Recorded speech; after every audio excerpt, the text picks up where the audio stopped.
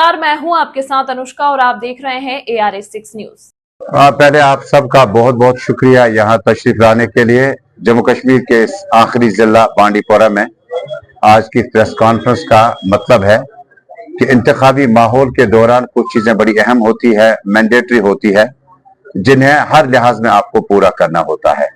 और हमें कुछ दिनों से जो है जहां डिस्ट्रिक्ट एडमिनिस्ट्रेशन पुलिस का बड़ा जबरदस्त कॉपरेशन रहा और हम उनका शुक्रिया अदा करेंगे पल पल में, जहां पे भी हमें चाहे वो माइक एड्रेस के लिए हमारे परमिशंस हों, चाहे पे हमारे रूट के ट्रैफिक वगैरह चलाने हों या जल्द से जुलूस और रोड शोज जो हमारे हैं, बड़ा अच्छा कॉपरेशन मिला हर तरफ से। और ऐसा लग रहा है कि ये माहौल जो है अभी और कुछ दिन जो बड़े सेंसिटिव अगले 48 घंटे हैं।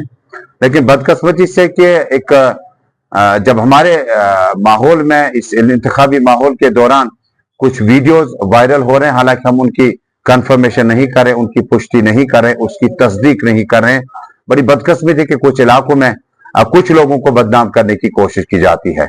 ना ही पैसा दिया जाता है, ना ही उन्हें कोई इस तरह का स्टॉक दिया जाता है, लेकिन बदनामी की जाती है इलाकों की। जी, हम इन इलाकों में शायद कुछ लोगों को खाने पीने की चीजें और कुछ पैसा वगैरह, उसकी भी कुछ वीडियोस वगैरह, हालांकि उसकी हम पुष्टि नहीं कर सकते हैं। मेरी मोहतबाना अपील होगी, ये सीनियर लेजिस्लेटर जो जम्मू कश्मीर के इस बांडीपोरा में गुज़श्ता तकरीबन 20-30 वर्षों से इंतखाबी माहौल में है, एक माहौल को बेहतर करने की कोशिश करें। डेमोक्रेसी की जीत होनी चाहिए। और मैं आपको यकीन के साथ दिलाऊंगा, पीपल्स डेमोक्रेटिक पार्टी के तरफ से जब मैं उम्मीदवार नामजद हुआ और आज तमाम एजेंसीज की रिपोर्ट और समाजी कारकुन और बाकी आम लोगों से मिलने के बाद हमें अपनी जीत जो है वो तकरीबन यकीनी हो गई है, जिसके लिए हम तमाम लोगों का शुक्रिया अदा करते हैं। लेकिन जिस अंदाज में इंतखाबी माहौल होना चाहिए था वही अंदाज होना चाहिए।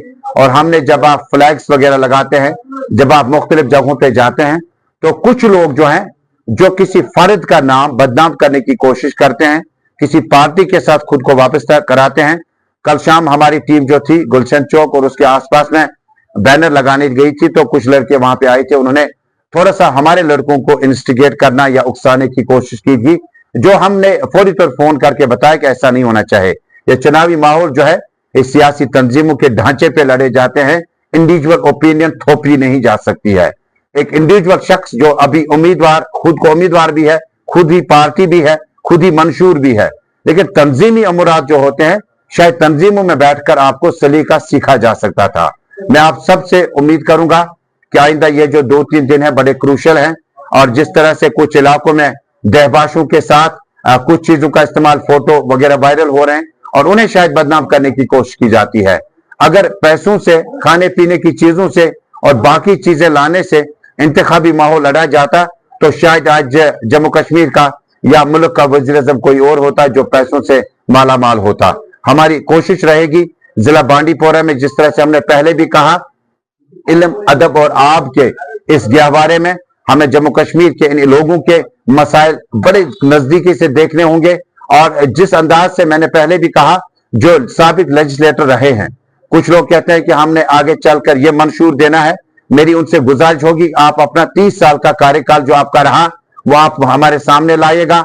कुछ लीडरान ऐसा कहते हैं कि हमने डिग्री कॉलेज लाए, जनाब मुफ्ती साहब की हुकूमत थी, एक एमएलए के पास कितना CDF होता है, वो डिग्री कॉलेज बांडीपोरा लाता।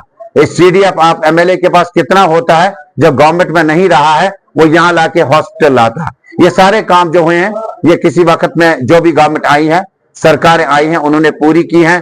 और एक अहम बात, कुछ दिनों से सोशल मीडिया पे एक लिस्ट बड़ी वायरल हो रही है जिसमें किसी एमएलए के खिलाफ ये कहा जाता है कि उन्होंने इतने पोस्टें जो है यहाँ पर फिल की हैं गैर कानूनी तरीके से, चोर दरवाजों से। उस पोस्ट के बाद सोशल मीडिया पे चर्चा यह है कि अगर एक शख्स चोर दरवाजों से इस तरह से रिक्रूटमेंट करता है तो आइंदा वो किस तरह की हिकमत अमली करेगा। और दूसरे शख्स के बारे में कहा जाता है कि उसने अपने वक्त में जिला बांडीपोरा के लिए जो परेशानियां खड़ा की थी, गालिबन शायद उसकी लिस्ट का भी चर्चा मार्केट में है कि बड़े कुछ आम लोग थे जिन्हें काफी सताया गया, यहां तक कि उन्हें दुनिया में शायद मौजूद ही नहीं रखा गया और बहुत ज्यादा सख्तियां की गई है। मेरी तमाम लोगों से अपील है, बांडीपोरा के अवाम से, दोनों लीडरान एक दूसरे के खिलाफ इन दिनों सोशल मीडिया पे लिस्ट और इल्जाम दे रहे हैं, लेकिन अगर आप दोनों के बजाय तीसरा ऑप्शन आजमाएंगे, तीसरा ऑप्शन कोई भी हो, जो शख्स आपको अच्छा लगे, जो पार्टी आपको अच्छी लगे, और ये जो इंडिपेंडेंस आए हैं, आखिर में आपकी परेशानी का बायस ये लोग बनी गए। अगर एक बार इन्होंने बांडीपोरा से, अनंतनाग से, बाकी जगहों से फॉर्म भर कर अगर इन्होंने एक तरफ हवा का रुख करना चाहा तो उसका परेशानी का माहौल हमें आइंदा 30 सालों में देखना पड़ेगा।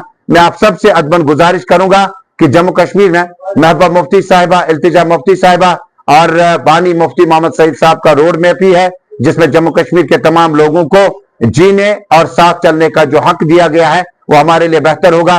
खुदा के लिए ऐसे अफराद से थोड़ा सा होशियार रहे जो खुद ही अपने आप में पार्टी भी है, खुद ही लीडर भी है, खुद ही लोगों को यह बहका रहे हैं कि हम जी यहां से टनल आएंगे। जनाब, किस तरह से एक इंडिपेंडेंट एमएलए टनल आ सकता है? आपका सीडीएफ कितना है? 2 करोड़ या उसके आसपास ही होगा।